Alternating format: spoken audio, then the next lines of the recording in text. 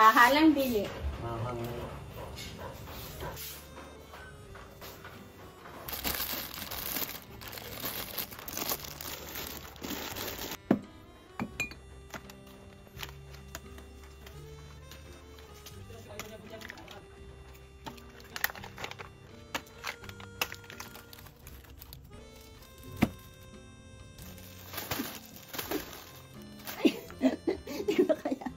So, I'm done.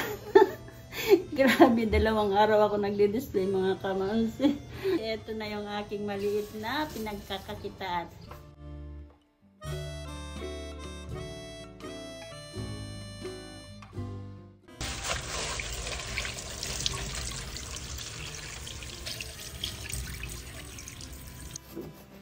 Hindi ako nagkakamali, talakito-kito na isda. Masarap dito inihaw.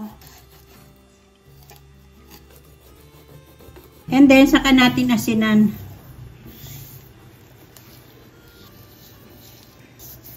So, ready na to para ihawin. So, okay na yan mga kamamsi. Luto na yung ating inihaw na isda. Aray ko, mainit yun ha. Tanggalin na natin. Ito yung timing na sa para partner sa ating salad na kamote tops. So, ito yung ating ulam naman na isa. Magpainit tayo ng tubig. Bumili ako ng kamote tops kasi nga wala na akong tanim. Bumili ako nito kasi gusto kong kumain nga. So ahimayin ko muna ito. Yung pinakatangkal niya, ayun ang ating atanim. So ganyan lang kadali mga kamamsiw. Tanggalin nyo lang. Yun nga lang. Sa maarte dyan, syempre ayaw pa ganyan kasi nakakapula to ng kuko. So ito, pang tanim natin yan.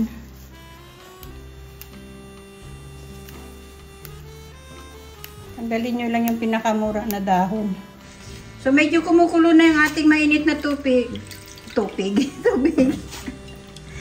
Lagyan na natin yan dyan. Then, sandali lang natin yan lalapuan or babanlian baga. Papakuluan. So, ayan. Okay na yan mga kamamsi. Huwag natin i-overcook. Ako naman ang kakain eh. So, parang matigas pa. Wait lang. Okay na yan mga kamamsi. Tanggalin na natin. So, ito yung ating kamote tops na niluto kanina. Kalahati ng pipino. 1 kamatis, 2 kalamansi na pagkaliit-liit at 1 itlog na maalat. Then, ang 1 sili. Then, konting asin lamang kasi meron na tayong itlog na maalat. Saka natin i-mix. Wow. So, ito na mga kamamsi ang ating inihaw na isda at ang ating kamote tops salad. So, tamang-tama ito mga kamamsi at medyo maulan na rin dito sa amin. Kaya, timing ito. Kain na po tayo mga kamamsi. Ito ang adobong pusit na lutong bahay. Lutuin na natin yung pusit. Maglagay tayo ng konting oil. Lagay natin yung 4 cloves of garlic. Then, ang ating ginger. 1 sibuyas. So, madali yan na luto yan. Madali na ako mga kamamsi. Luto na ako. Then, tutay-tutay lang natin. Hintayin muna natin na bumango yung ating ginigisa. Oh, nagluluto ako dito sa loob. Nag-iihaw ako sa labas. Multi-purpose yung katawan ko ngayon mga kamamsi. Then, pagkagisa na natin at naamoy na natin yung bago ng ating mga ingredients, so ilagay na natin yung 1 kilo na pusit. Sandaling-sandali lang yan maluto. Matagal yan dyan sa apoy. Ay, nako. Kukunat yan. Hindi nyo na yan maano. Then, maglagay tayo ng konting toyo. Hindi lang. Tansyahin nyo na lang. Lagay tayo ng oyster sauce. Oh, optional yan ating paglalagay ng seasoning. Huwag nyo naman ako ibaas. Then, haluin natin. Oops, pamintang durog. Nakalimutan. Maglagay tayo ng pamintang durog. Oh, pahinain ko muna yung apoy kasi kailangan kong kumuha ng sili sa kapitbahay. Oh, ilagay na natin yung sili na libre ng ating kapitbahay. Ang dami niyang sili yung sa akin. Ewan ko bakit hindi nagbubunga. Then, hintayin lang natin kumulo at okay na yan. Lagyan natin ng brown sugar. Depende na sa inyo kung gaano karami. Pero nilagay ko dyan, I think, almost 1 tablespoon. And And then that time, lalagyan na natin siya ng konting suka, pampawala ng lansa ng ating adobong pusit. Kunti lang. Ayoko naman masyadong maasim. Okay. Then, huwag nyo munang haluin para hindi mahilaw yung lasa ng suka. Pagkulo niyan, okay na yan mga kamamsi.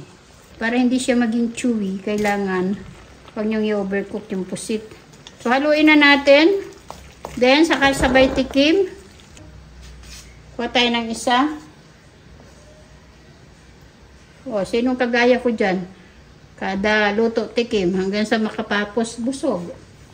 Din natin ng konting asin. Kukulangan ako sa tamis. So, okay na yan mga kamamsi. Off na natin yung ating stove. Luto na yan.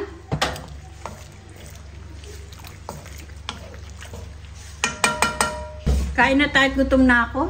Isa sa paborito ko ay suman. Ito din yung mga tinitinda ko dito na pang sideline dito sa tindahan ko. Kaya ngayon gagawin uli natin ang aking paboritong pangtinda. Meron ako ditong nabili na 1 kilo na malagkit na bigas. Ilulutuin na natin ito. May nabili rin naman ako na niyog. Nung isang araw ko pa sana lulutuin. Kaya lang, wala akong mabila ng niyog. Grabe. Sa mahal ng niyog, wala na akong makita. Buti pumunta ako ng tambakan. Ayun, din ako nakakuha. Marami silang niyog. Kaya lang, 30 pesos na hindi. Nawala na yung 20. Hugasan natin ito ng 3 beses. Hindi ko tatapin yung pinagugasan ko ng bigas. Kasi pandilig ko to sa halaman. So, ididilig ko na muna ito. Ayan, ilagay natin sa isang lalagyan para mamayang hapon ay maipandilig natin sa ating halaman. 3 beses yung hugasan yung inyong malagkit kasi naaalikabukan yan. Siyempre pag naka-display din sa tindahan na bibilan mo, i-open yan. Ilagay na natin yung 2 cups na kakang gata. Then ang ating pangalawang gata. Maglalagay ako ng 1/2 tablespoon na asin. And by the way, bukas na po yung ating stove mga kamamsi. And then hugasan ko at babalatan. Ganito kalaki ang gagamitin natin niya, ginger or luya. Then maglalagay ako ng 1/2 cup na brown sugar. I-adjust nyo lang po yung paglalagay ng brown sugar. Depende na po sa inyo kung gaano karami o gaano katamis ang gusto ninyo sa inyong gagawin na kakanin. Lagay na rin natin yung ating ginger. Dagdagan pa natin ng pangalawang gata. 3 cups na pangalawang gata ang nilagay ko na. Parang sayang kung titira pa natin yan. Saka natin i-mix. Pwede nyo naman tikman yan mga kamamsi kung tamang-tama yung lasa. Kailangan mag-balance yung tamis, lasa at yung medyo anghang ng ating ginger. Tayin lang natin siya na kumulo. Maglagay pa tayo ng 1/4 tablespoon na asin. So, malapit na yung kumulo, ilagay na rin natin yung ating malagkit na bigas na hinugasan natin. 1 kilo po ito mga kamamsi. Kasi ang ginagawa ko, pag nagluluto ako nito, hindi ko naman to kayang ubusin. So, nagbibigay ako sa kapitbahay and then, yung tira, ilalagay ko sa rep para may nakakain ako kapag gusto ko. Kasi sa almusal, gusto ko nakain ko ganito. And then, pagkalagay na ng inyong malagkit na bigas, medyo medium heat nyo yung inyong apoy para maiwasan masunog sa ilalim. Then, hayaan lang natin siya na ma-absorb ng malagkit na bigas yung gata na inilagay natin. Sa mahinang apoy lang mga kamamsi, then minsan-minsan ay haluin nyo lang. Huwag yung haluin kasi the tendency is malulutak yung kanin. And then pag naluto na at nabalot nyo na, hindi na magandang tingnan.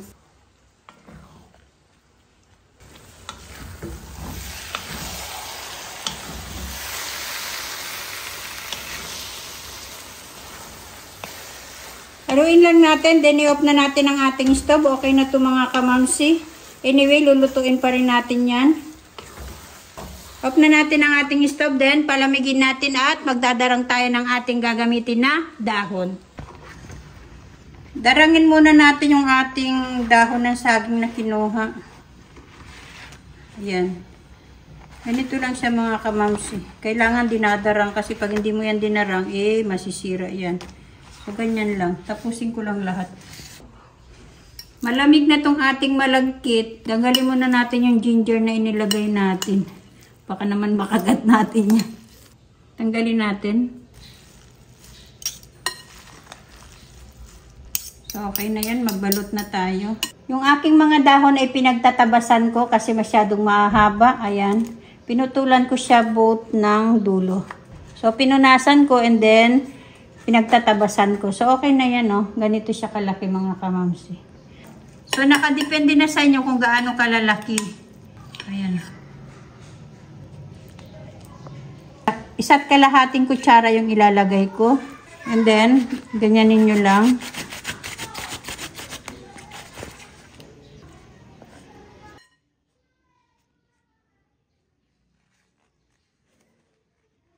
I-roll nyo lang.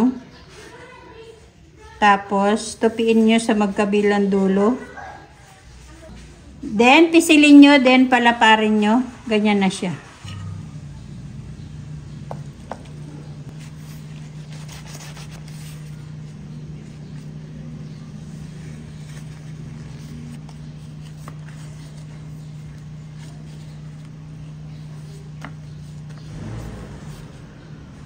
Nilagyan ko na ng tubig yung ating steamer. Nakasalang na yan, mga kamamsi. Binuksan ko na yung ating stove. Then, ilagay natin yung binalot natin na suman.